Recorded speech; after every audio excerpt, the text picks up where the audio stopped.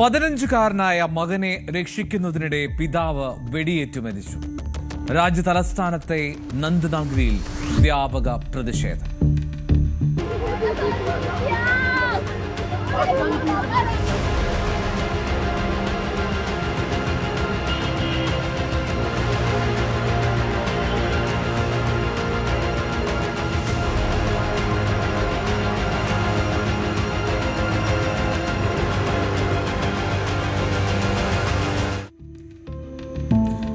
ഡൽഹിയിലെ നന്ദ്നാഗിരി എന്ന സ്ഥലത്തു നിന്നുള്ള റിപ്പോർട്ടിലേക്കാണ്.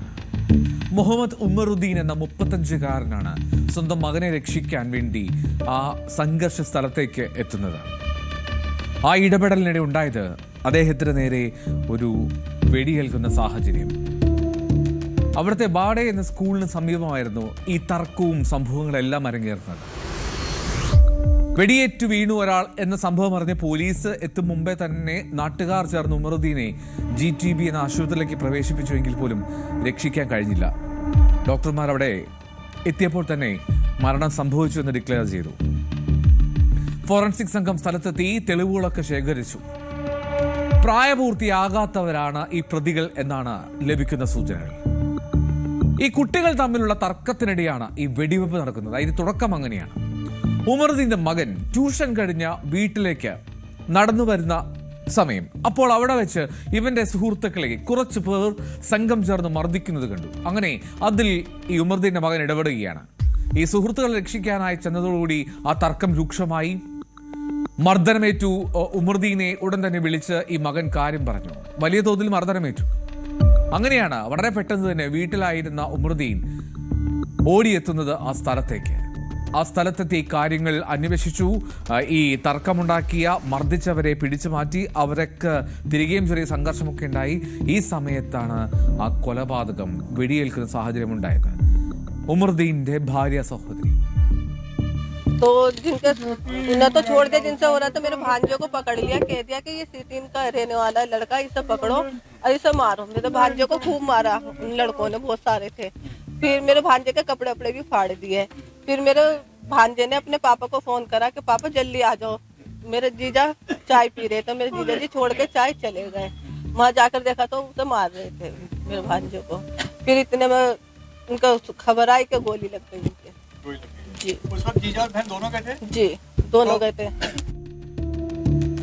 ഈ നേരെ വെടിയുതിർക്കുകയായിരുന്നില്ല. ആദ്യം ഇവർ ആകാശത്തേക്ക് 2-3 തവണ വെടിവെച്ചു. അതിനുശേഷമാണ് ഉമറുദ്ദീന്റെ നെഞ്ചിലേക്ക് നേരെ നിറയൊഴിക്കുന്നത്. ജാതി പറഞ്ഞായിരുന്നു അവിടെ വെടിവെപ്പുണ്ടായത് എന്നാണ് ഉമറുദ്ദീന്റെ കുടുംബം, ഉമറുദ്ദീന്റെ ഭാര്യയും ഒക്കെ, ഭാര്യ റാബിയ എന്നാണ് അവരുടെ പേര്, അവർ ആരോപിക്കുന്നത്.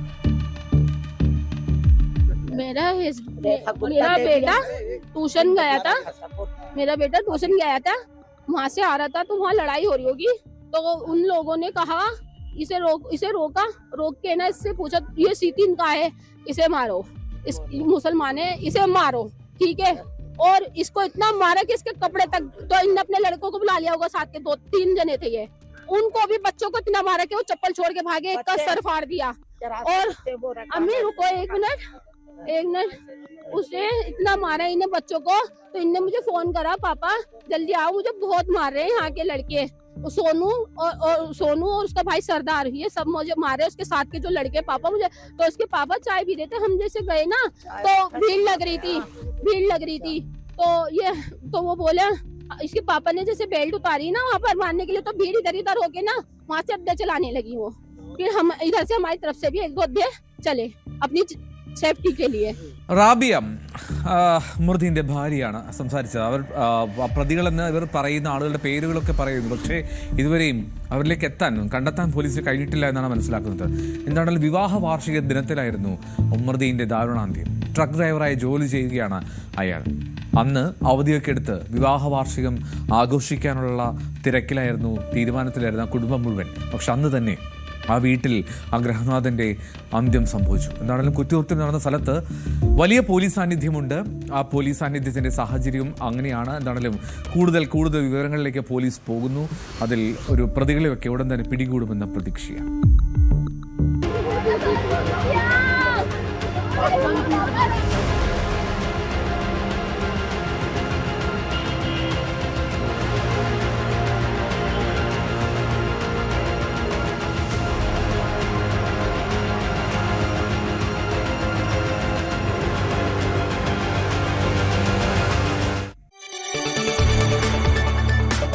കൂടുതൽ വാർത്തകൾക്ക് news 18 Keralam YouTube channel subscribe ചെയ്യുക.